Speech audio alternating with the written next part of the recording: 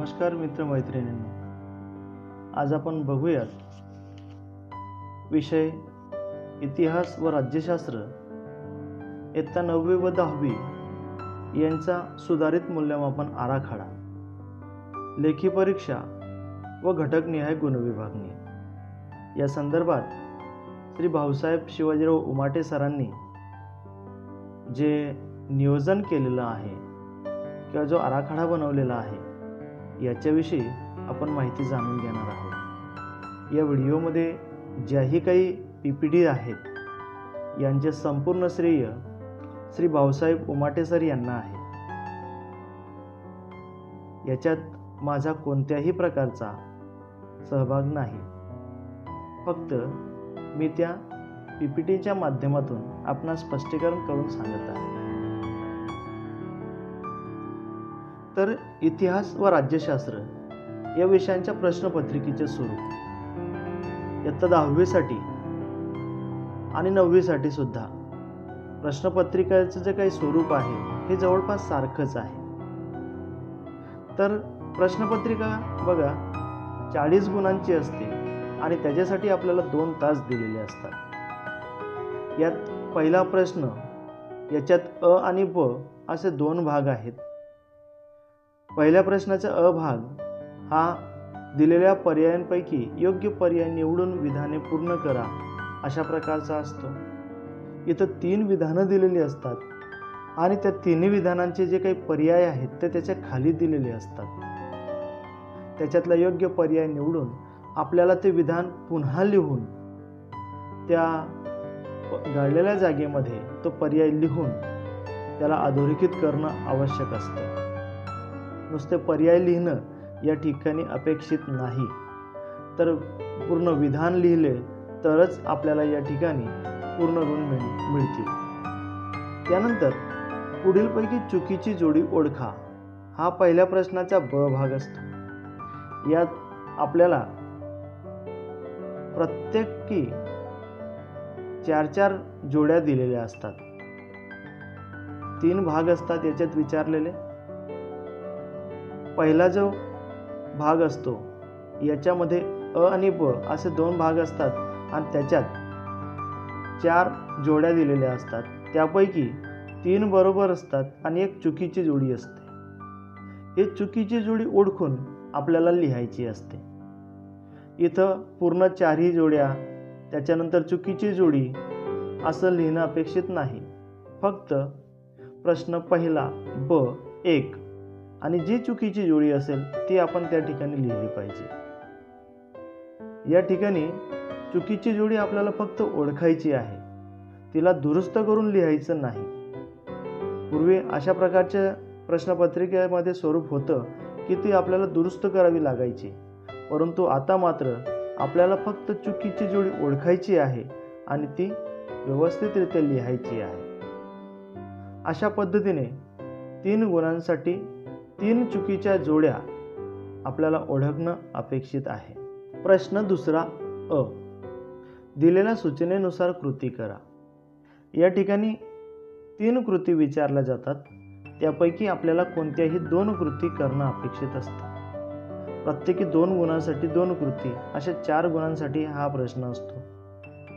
मग याच्यामध्ये काय दिलेलं असतं तर बघा, संकल्पना चित्र दिलेलं असतं, एखादा ओघ तक्ता दिला जातो किंवा तक्ता पूर्ण करा अशा प्रकारचे प्रश्न या ठिकाणी विचारले जातात। 4 कृती दिलेल्या असतात आणि त्या 4ही कृती दुरुस्तपणे आपल्याला लिहिणं अपेक्षित आहे, तरच आपल्याला पूर्ण गुण मिळतील। आणि म्हणून 4 ज्या काही जागा दिलेल्या असतात गाळलेल्या त्या चौकटी दिलेल्या असतील तर त्याच्यामध्ये योग्य त्या कृती आपल्याला लिहिणं आवश्यक आहे। त्याच्यानंतर प्रश्न दुसऱ्याचा ब भाग, टिपा लिहा। या ठिकाणी सुद्धा 3 प्रश्न आपल्याला दिलेले असतात, त्यापैकी कोणतेही 2 प्रश्नांची योग्य पद्धतीने उत्तरं आपल्याला लिहावी लागतात। आपण ज्या टिपा लिहिणार आहोत त्या टिपांचं योग्य पद्धतीने टिपण आपल्याकडे असलं पाहिजे, म्हणजेच त्या टिपा लिहत असताना समजा एखादी संकल्पना आपल्याला दिलेली असेल कोश दिलेला असेल तर मग कोश म्हणजे काय, त्या कोशाचे प्रकार काय आहेत, कोशांचं महत्त्व, अशा प्रकारे आपल्याला त्याच्याविषयी थोडक्यात व्यवस्थित माहिती मांडणं आवश्यक आहे. ते जे मुद्दे आपण लिहिणार आहोत त्या मुद्द्यांनी त्या प्रश्नाचं समाधान झालं पाहिजे, तरच आपल्याला पूर्ण गुण या ठिकाणी मिळतील. आणि म्हणून त्या पद्धतीने आपण व्यवस्थितरित्या लिहिणं आवश्यक आहे. त्यानंतर प्रश्न तिसरा, विधाने सकारण स्पष्ट करा, कोणतेही दोन. इथं सुद्धा आपल्याला बघा 4 प्रश्न विचारलेले असतात आणि त्या 4 पैकी कोणत्याही 2 प्रश्नांची उत्तरं आपल्याला लिहावी लागतात. इथं आपल्याला कारण स्पष्ट करून सांगावं लागतं. एखादी गोष्ट जर दिलेली असेल तर ती का तशा प्रकारे दिलेली आहे, तिचं काय कारण आहे, ते कारण योग्य पद्धतीने योग्य शब्दात आपल्याला मांडावं लागतं. इथं सुद्धा किमान मोठे 2 मुद्दे व छोटे छोटे 4 मुद्दे लिहिणं आवश्यक असतं. परंतु त्या मुद्द्यांच्या आधारे त्या प्रश्नाच्या उत्तराचं समाधान होणं अपेक्षित आहे, तरच आपल्याला इथंही पूर्ण गुण मिळू शकतात. पूर्ण गुण मिळतात, फक्त आपण उत्तर व्यवस्थितरित्या लिहिणं आवश्यक आहे. त्यानंतर प्रश्न चौथा, या ठिकाणी आपल्याला एक उतारा दिलेला असतो. या उतार्याचं वाचन करून त्यावर आधारित प्रश्नांची उत्तरे आपल्याला लिहावी लागतात. तर इथं आपल्या पाठ्यपुस्तकातील एक 10-15 ओळींचा एक उतारा दिलेला असतो. तो व्यवस्थितरित्या आपण वाचन करून त्याच्यावर जे काही प्रश्न विचारलेले असतात त्यांचे उत्तर योग्य शब्दात लिहिणं आवश्यक आहे. इथं 3 प्रश्न विचारले जातात. पहिले जे 2 प्रश्न असतात यांची उत्तरं आपल्याला उतार्यामध्ये मिळतात. व्यवस्थित जर आपण समजपूर्वक उतारा वाचलेला असेल, तो आपल्याला आकलन झालेला असेल, तर आपण त्या 2 प्रश्नांची उत्तरं सहज लिहू शकतो. परंतु याच्यावर जो 3रा प्रश्न विचारलेला असतो उतार्यावर, हा स्वमतावर आधारित असतो. तो उतारा आपल्याला समजलेला आहे, त्याचं आकलन आपल्याला झालेलं आहे आणि त्याच्या आधारे आपल्याला त्या 3ऱ्या प्रश्नाचं उत्तर लिहावं लागतं. याचं उत्तर सुद्धा आपल्याला उतार्यामध्येच सापडू शकतो, फक्त त्याचे भाषेमध्ये आपल्याला बदल करून योग्य पद्धतीने उत्तर लिहावं लागतं. जर आपण व्यवस्थितरित्या उतारा वाचला तर सहज आपण हे 4 गुण मिळवू शकतो. याच्यासाठी खूप जास्त अभ्यासाची गरज नाही, फक्त समजपूर्वक वाचन करणं खूप गरजेचं आहे. तर असा हा 4था प्रश्न फारसा अभ्यासही न करता आपल्याला सहज 4 गुण देऊन जाणारा, आणि म्हणून याची सर्व प्रश्नांची उत्तरं आपण व्यवस्थितरित्या लिहिलीच पाहिजे. त्यानंतर येतो 5वा प्रश्न, पुढील प्रश्नांची सविस्तर उत्तरे लिहा. आता या ठिकाणी 4 प्रश्न विचारलेले असतात आणि 4 पैकी कोणत्याही 2 प्रश्नांची उत्तरे लिहावी लागतात. 3 गुणांसाठी 1 अशा पद्धतीने 6 गुणांसाठी 2 प्रश्नांची उत्तरं आपल्याला इथं लिहायची असतात. मग इथं सविस्तर उत्तरं लिहिण्यामध्ये बघा, मुद्द्यांच्या आधारे सुद्धा आपल्याला उत्तर लिहावं लागतं. टिपा दिलेल्या असू शकतात. एखाद्या मुद्द्याबाबत सविस्तर स्पष्टीकरण आपल्याला लिहावं लागू शकतं, किंवा पूर्वीच्या प्रश्नपत्रिकेमध्ये चित्रवर्णन नावाचा एक प्रश्न विचारला या ठिकाणी जायचा, तर तशाही प्रकारचा प्रश्न विचारला जाऊ शकतो. तो विचारला जातोच असं नाही, परंतु अशा प्रकारचा प्रश्नही चित्रवर्णनासंदर्भातला विचारला जाऊ शकतो. आणि म्हणून पाठ्यपुस्तकात जी चित्र दिलेली आहेत, व्यक्तींची असतील, काही कलाकृतींची असतील, त्यांच्याकडेही आपण व्यवस्थित लक्ष देणं आवश्यक आहे. असं या इतिहासाचे एकूण 5 प्रश्न विचारले जातात. एकूण 28 गुणांसाठी इतिहास या विषयावर प्रश्नपत्रिकेत विचारलेले आपल्याला दिसून येतात. जर आपला योग्य पद्धतीचा अभ्यास असेल तर आपण पैकीच्या पैकी गुण या ठिकाणी घेऊ शकतो. त्यानंतर प्रश्न 6. आता इथून राज्यशास्त्र सुरू होतं. मग प्रश्न 6 मध्ये बघा, दिलेल्या पर्यायांपैकी योग्य पर्याय निवडून विधाने पूर्ण करा. इथं आपल्याला 2 विधानं दिलेली असतात, त्यांचे पर्याय सुद्धा दिलेले असतात. योग्य पर्याय निवडून आपल्याला ते विधान पुन्हा लिहायचं असतं आणि जो पर्याय आपण निवडून लिहिलेला असतो त्याला अधोरेखित करायचं असतं. ही गोष्ट विसरायला नको. आणि म्हणून व्यवस्थितरित्या आपल्याला हे 2 गुण सहज मिळू शकतात. फक्त घाई न करता आपण व्यवस्थितरित्या त्याचं उत्तर पर्यायांमधून निवडणं आवश्यक आहे. त्यानंतर प्रश्न 7. पुढील विधाने चूक की बरोबर ते सकारण स्पष्ट करा. आता या ठिकाणी 3 प्रश्न विचारले जातात. त्यापैकी कोणत्याही 2 प्रश्नांची उत्तरं आपल्याला लिहावी लागतात. प्रत्येकी 2 गुणांसाठी 2 प्रश्न, असे 4 गुणांसाठी या ठिकाणी प्रश्न दिलेले असतात. विधान चूक की बरोबर हे अगोदर आपल्याला ठरवावं लागेल. सर्वप्रथम ते विधान चूक आहे की बरोबर आहे ते लिहिणं आवश्यक असतं आणि मग त्याच्यानंतर ते जर चूक असेल तर का चूक आहे किंवा ते विधान बरोबर असेल तर का बरोबर आहे याचं कारण समर्पक मुद्दे देऊन आपल्याला लिहावं लागतं. जर आपण दिलेल्या मुद्द्यांनी त्या प्रश्नाचे समाधान झालं तर आपल्याला पैकीच्या पैकी गुण इथं मिळू शकतात. इथं आपले गुण कापले जाऊ शकत नाहीत. फक्त व्यवस्थित मांडणी उत्तराची आपण केली पाहिजे. तर असे हे 4 गुण आपल्याला भेटतात. त्यानंतर प्रश्न 8. अ भाग, पुढील संकल्पना स्पष्ट करा. या ठिकाणी 2 संकल्पना दिलेल्या असतात आणि त्याच्यापैकी कोणती तरी एक संकल्पना आपल्याला व्यवस्थितरित्या स्पष्ट करून लिहावी लागते. मग निवडणूक आयोग किंवा राष्ट्रीय पक्ष असे काहीतरी एखादी संकल्पना, नक्षलवाद, अशा प्रकारच्या संकल्पना दिलेल्या असतात. या संकल्पनाची मांडणी जसं आपण टिपा लिहा केलेल्या आहेत, टिपा लिहितो त्या पद्धतीने व्यवस्थितरित्या त्या संकल्पनेचं उत्तर आपण लिहिणं अपेक्षित आहे. योग्य प्रकारे जर आपण संकल्पना स्पष्ट केली तर इथं आपल्याला 2 गुण सहज भेटतात. त्यानंतर 8व्या प्रश्नाचा ब भाग असतो, दिलेल्या सूचनेनुसार कृती करा. इथं सुद्धा 2 कृती दिलेल्या असतात. त्यापैकी एक कृती आपल्याला व्यवस्थितरित्या पूर्ण करावी लागते. इथं सुद्धा संकल्पना चित्र, कालरेषा अशा प्रकारे प्रश्नांची मांडणी केलेली आपल्याला दिसते.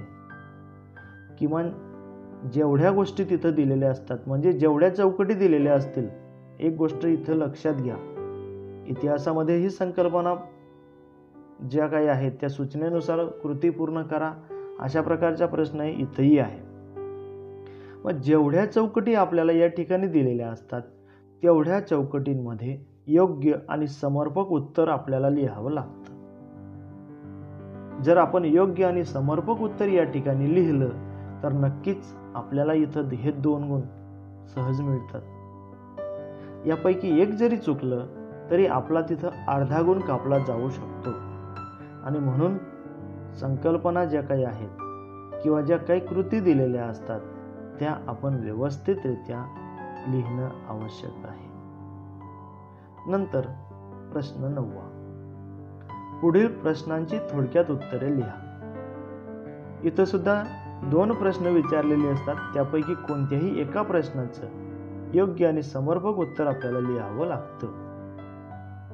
अशा पद्धतीने आपल्याला इतिहासाचे 28 गुणांसाठी आणि राज्यशास्त्राचे 12 गुणांसाठी असे एकूण 40 गुणांची प्रश्नपत्रिका 2 तासामध्ये व्यवस्थितरित्या सोडवून पूर्ण करायची असते. इतिहास हा एक स्कोरिंग सब्जेक्ट आहे. आपण जर व्यवस्थितरित्या पाठांचं वाचन केलेलं असेल तर नक्कीच आपल्याला सर्व प्रश्नांची उत्तरं व्यवस्थितरित्या लिहिता येतील आणि आपण इतिहासामध्ये पैकीच्या पैकी गुण मिळवू शकतो. त्यासाठी योग्य आणि व्यवस्थित नियोजन आपलं असलं पाहिजे. अशा पद्धतीने जर आपण गेलो तर नक्कीच आपल्याला इतिहास या विषयामध्ये पैकीच्या पैकी गुण भेटू शकतात. व त्याच्यानंतर मग बघा प्रश्नपत्रिकेचा आराखडा दिलेला आहे. या ठिकाणी गुण दिलेले आहेत आणि तेही विकल्पासह. इथं बघा मगाशी आपण ज्या विषयावर बोललो त्याच पद्धतीने इथं पर्यायांपैकी योग्य पर्याय निवडून विधाने पूर्ण करा. मग इथं गुण दिलेले आहेत आणि विकल्पासह त्या प्रश्नाला किती गुण आहेत अशा पद्धतीने इथं जर आपण बघितलं तर इतिहास या विषयाचे एकूण 5 प्रश्न विचारले जातात आणि या 5 प्रश्नांना विकल्पासह 42 गुण आहेत.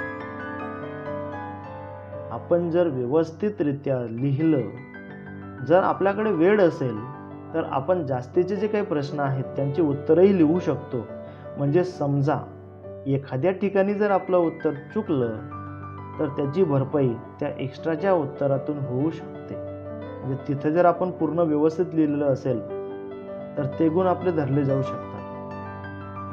म्हणजे 3 पैकी कोणत्याही 2च प्रश्नांची उत्तरं ग्राह्य धरली जातात, परंतु ज्यांना जास्त गुण असतात ती ग्राह्य धरली जातात.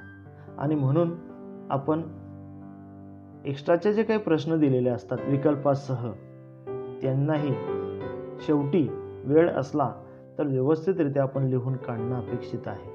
तर असं हा इतिहासाच्या प्रश्नपत्रिकेचा आराखडा आहे. त्यानंतर राज्यशास्त्रामध्ये सुद्धा बघा 6वा ते 9वा असे 4 प्रश्न राज्यशास्त्रावर विचारलेले आहेत. याच्यात विकल्पासह 20 गुण आहेत आणि 20 पैकी 12 गुण आपल्याला राज्यशास्त्र विषयासाठी आहेत. आणि म्हणून इथं सुद्धा जर आपण योग्य पद्धतीने उत्तरं लिहिली तर हे सुद्धा 12 गुण आपल्याला सहज मिळतात. आणि म्हणून इतिहास या विषयात पैकीच्या पैकी गुण आपल्याला भेटू शकतात.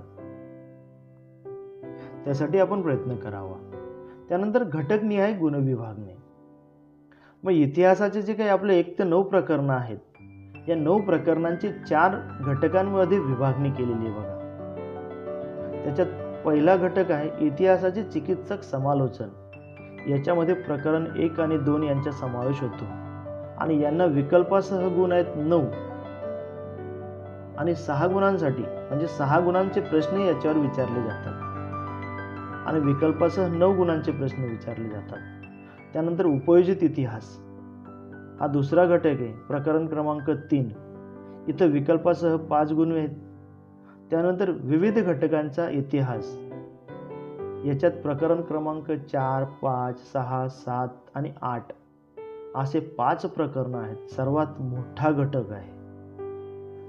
विकल्पासह 23 गुण इथं विचारले जातात आणि म्हणून व्यवस्थितरित्या आपण या घटकांचा अभ्यास करावा अशी अपेक्षा आहे.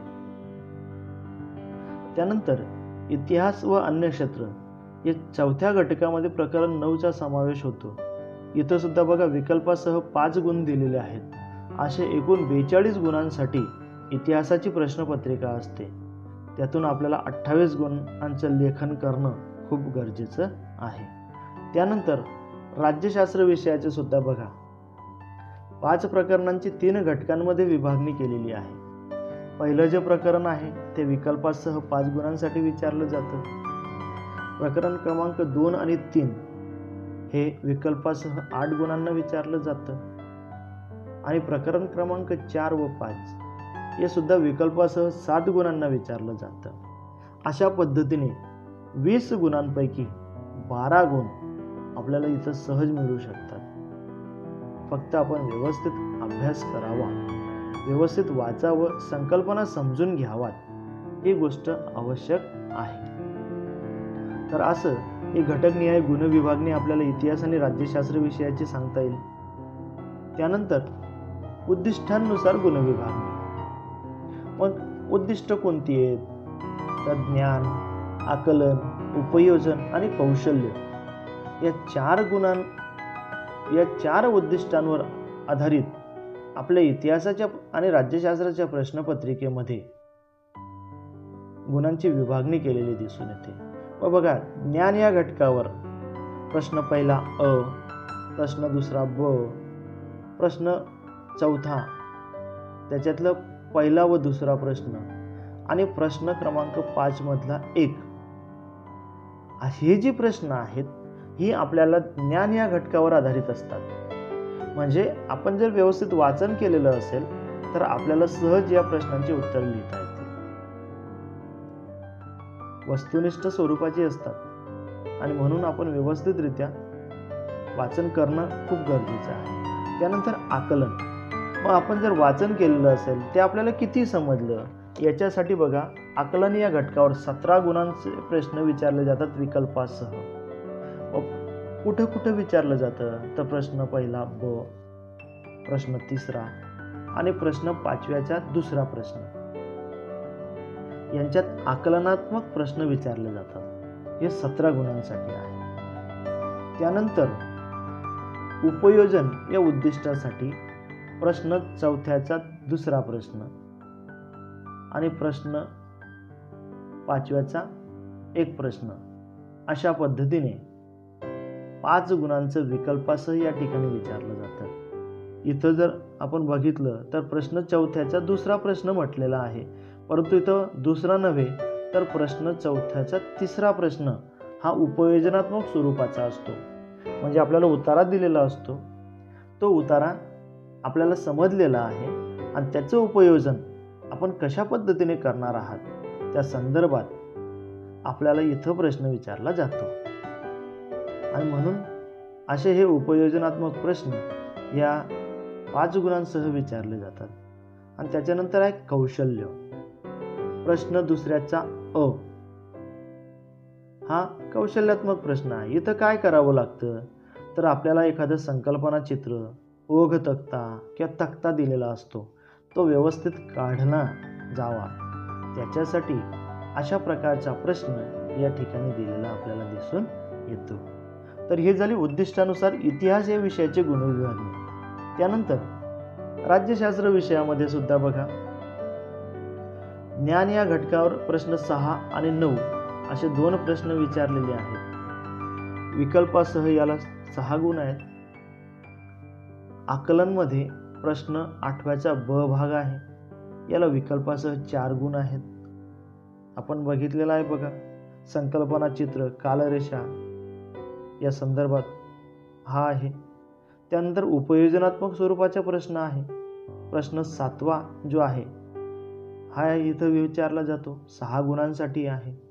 आणि कौशल्याचा जो प्रश्न आहे तो प्रश्न 8व्यामध्ये विचारला जातो, 4 गुणांसाठी. अशा पद्धतीने या 4 उद्दिष्टांना अनुसरून राज्यशास्त्र विषयामध्ये सुद्धा प्रश्नांची विभागणी केलेली आपल्याला दिसून येते. त्यानंतर मग प्रश्न प्रकारानुसार गुणांची विभागणी कशा पद्धतीने केलेली आहे तर प्रश्नांचे प्रकार जर आपण बघितले तर वस्तुनिष्ठ प्रश्न, लघुत्तरी प्रश्न आणि दीर्घोत्तरी प्रश्न असे 3 प्रश्न प्रकारांमध्ये इतिहास आणि राज्यशास्त्र या विषयांची गुणविभागणी केलेली आपल्याला दिसून येते. मग वस्तुनिष्ठमध्ये बघा, प्रश्न पहिल्याचा अ आणि ब, प्रश्न चौथामधील प्रश्न क्रमांक 1 आणि 2 असे 8 गुणांचे प्रश्न विकल्पासह हे वस्तुनिष्ठ स्वरूपाचे असतात. त्यानंतर लघुत्तरी प्रश्न हे प्रश्न क्रमांक दुसरा अ आणि ब, त्याच्यानंतर प्रश्न तिसरा आणि प्रश्न 4 मधील प्रश्न क्रमांक 3 असे सर्वात जास्त वेटेज या लघुत्तरी प्रश्नांना दिलेलं आपल्याला दिसून येतं. जवळपास 22 गुणांसाठी हे लघुत्तरी प्रश्न विकल्पासह विचारले जातात. आणि त्याच्यानंतर दीर्घोत्तरी प्रश्न प्रकारामध्ये फक्त प्रश्न 5वा हा विकल्पासह 12 गुणांसाठी विचारला जातो. याच्यातले आपल्याला फक्त 2च प्रश्नांची उत्तरे लिहायची असतात. तर असं या प्रश्न प्रकारानुसार गुणविभागणी आपल्याला सांगता येईल इतिहास विषयाची. तशाच पद्धतीने राज्यशास्त्र विषयाची सुद्धा वस्तुनिष्ठ प्रश्न हा 6वा प्रश्न आहे, 2 गुणांसाठी विचारला जातो, रिकाम्या जागा आहेत. त्यानंतर लघुत्तरी प्रश्न हे प्रश्न क्रमांक 7, प्रश्न क्रमांक 8 आणि 9 आणि प्रश्न क्रमांक 9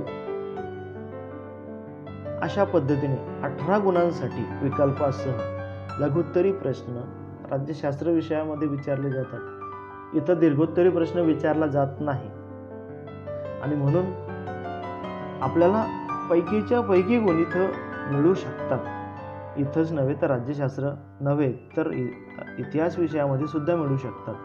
फक्त समजपूर्वक वाचन आणि आकलन करणं गरजेचं आहे आणि सोबतच त्याचं उपयोजन आपल्याला करता आलं पाहिजे.